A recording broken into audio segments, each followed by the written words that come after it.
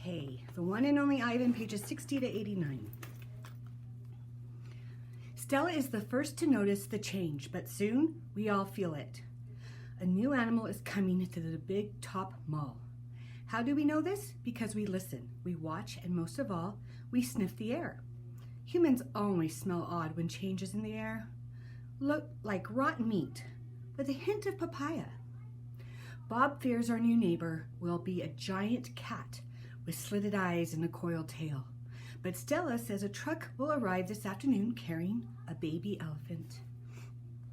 How do you know? I ask. I sample the air, but all I smell is caramel corn. I love caramel corn. I can hear her, Stella says. She's crying for her mother. I listen. I hear the cars charging past. I hear the snore of the sun bears in their wire domain, but I don't hear any elephants. Stella closes her eyes. No, she's softly, not hoping, not at all. My TV is off, so while we wait for the new neighbor, I ask Stella to tell us a story. Stella rubs her right front foot against the wall. Her foot is swollen again, an ugly deep red. If you're not feeling well, Stella, I say, you could take a nap and tell us a story later. I'm fine, she says, and she carefully shifts her weight. Tell us the Jumbo story. I say, it's a favorite of mine, but I don't think Bob has ever heard it. Because she remembers everything, Stella knows many stories. I like colorful tales with black beginnings and stormy middles and cloudless blue sky endings, but any story will do. I'm not in a position to be picky. Once upon a time, there was a human boy. He was visiting a gorilla family at a place called a zoo. What's a zoo? Bob asks. He's a street smart dog, but there's much he has not seen. A good zoo, Stella says, is a large domain, a wild cage, a safe place to be. It has room to roam and humans who don't hurt. She pauses, considering her words. A good zoo is how humans make amends. Stella moves a bit, groaning softly. The boy stood on a wall. She continues, watching, pointing, but he lost his balance and fell into the wild cage. Humans are clumsy, I interrupt. If only they would knuckle walk, they wouldn't topple at all. Stella nods. A good point, Ivan. In any case, the boy lay in a motionless heap while the humans gasped and cried. The silverback, whose name was Jambo, examined the boy, as was his duty, while the troop watched from a safe distance. Jambo stroked the child gently. He smelled the boy's pain, and then he stood watch.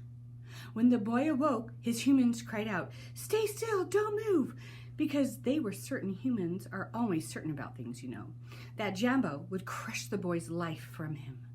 The boy moaned. The crowd waited, hushed, expecting the worst.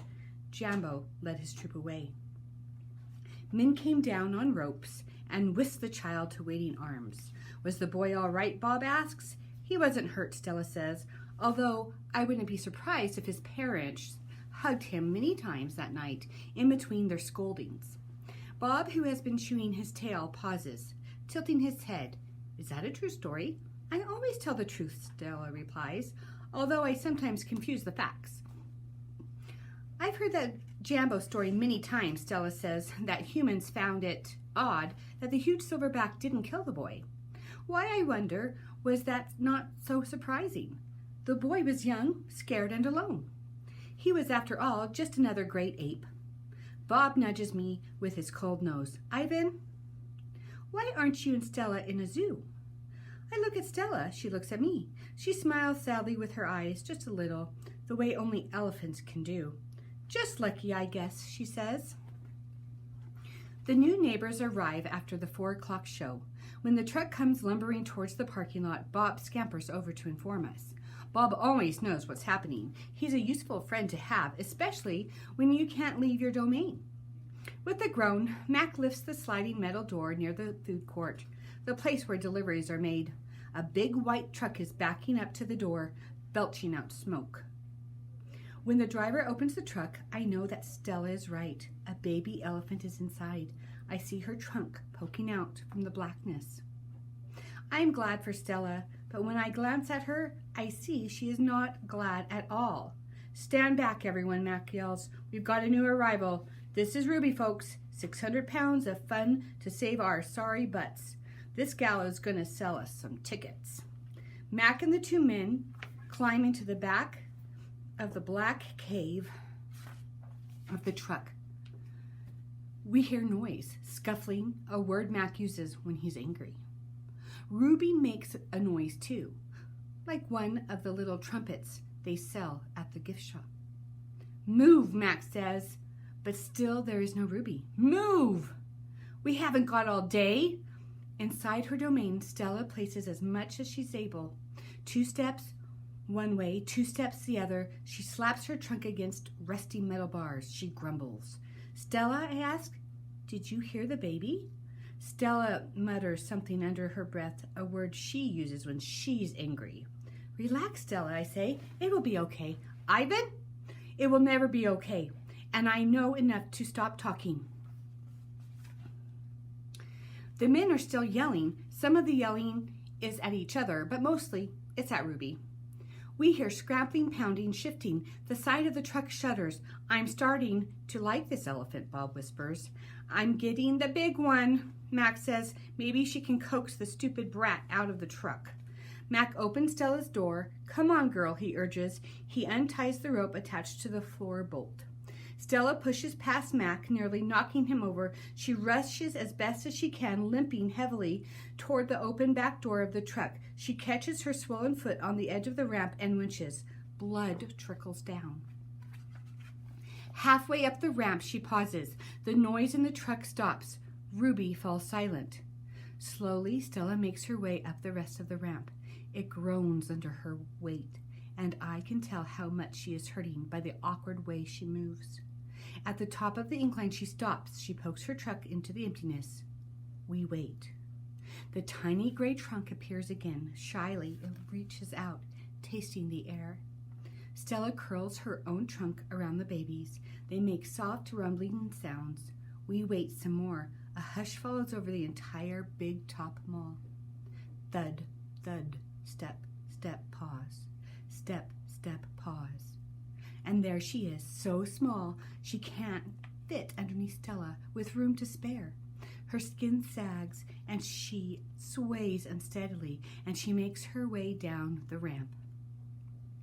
Not the greatest specimen, Mac says, but I got her cheap from this bankrupt circus out west. They had her shipped over from Africa, only had her a month before they went bust. He gestured toward Ruby. Thing is, people love babies. Baby elephants, baby gorillas. Heck, give me a baby alligator and I could make a killin'. Stella ushers Ruby towards the domain. Mac and the two men follow. At Stella's door, Ruby hesitates. Mac gives Ruby a shove, but she doesn't budge. Doggone it, get a clue, Ruby, he mutters, but Ruby isn't moving, and neither is Stella. Mac grabs a broom. He raises it instantly. Stella steps in front of Ruby to shield her. Get in the cage, both of you, Mac shouts. Stella stares at Mac, considering. Gently but firmly, using her truck, she nudges Ruby into the domain. Only then does Stella enter.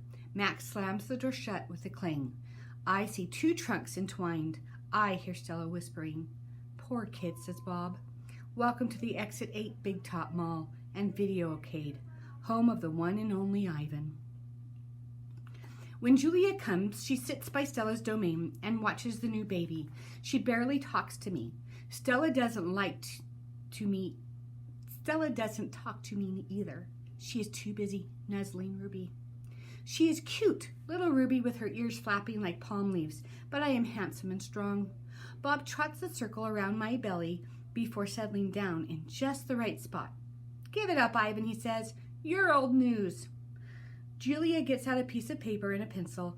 I can see that she is drawing Ruby. I move to the corner of my domain to pout. Bob grumbles. He doesn't like it when I disrupt his naps. Homework? Julia father scolds. Julia sighs and puts her drawing aside. I grunt, and Julia glances in my direction. Poor old Ivan, she says. I've been ignoring you, haven't I? I grunt again. A dignified, indifferent grunt.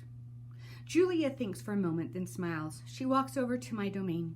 to the spot in the corner where the glass is broken. She slides papers through. She rolls a pencil across my cement floor. You can draw the baby elephant too, Julia says. I bite the pencil in half with my magnificent teeth. Then I eat some paper. Even after Julia and her father leave, I try to keep sulking, but it's no use. Gorillas are not, by nature, powders. Stella, I call. It's a full moon. Did you see? Sometimes when we are lucky, we catch a glimpse of the moon through the skylight in the food court. I did, Stella said. She is whispering, and I realize that Ruby must be asleep. Is Ruby all right? I ask. She's too thin, Ivan. Poor baby. She was in that truck for days. Matt bought her from a circus the same way he bought me, but she hadn't been there long. She was born in the wild, like us.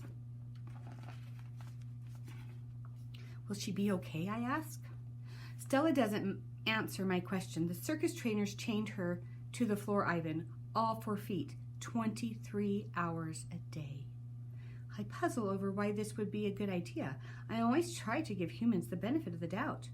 Why would they do that, I ask? To break her spirit, so she could learn to balance on a pedestal, so she could stand on her hind legs, so a dog could jump on her back while she walked in mindless circles. I hear her tired voice and think of all the tricks Stella has learned. When I awake the next morning, I see a little trunk poking out between the bars of Stella's domain. Hello, says a small, clear voice. I'm Ruby. She waves her trunk. Hello, I say. I'm Ivan. Are you a monkey? Ruby asks. Certainly not. Bob's ears perk up. Although his eyes stay closed, he's a gorilla, and I'm a dog of uncertain heritage. Why did the dog climb on your tummy? Ruby asks. Because it's there, Bob murmurs.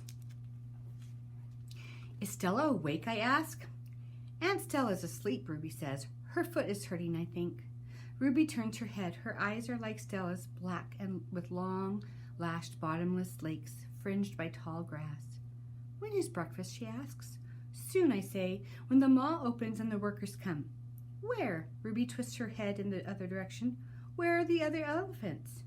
It's just you and Stella, I say, and for some reason I feel that we have let her down. Are there more of you? Not, I say at the moment. Ruby picks up a piece of hay and considers it. Do you have a mom and dad?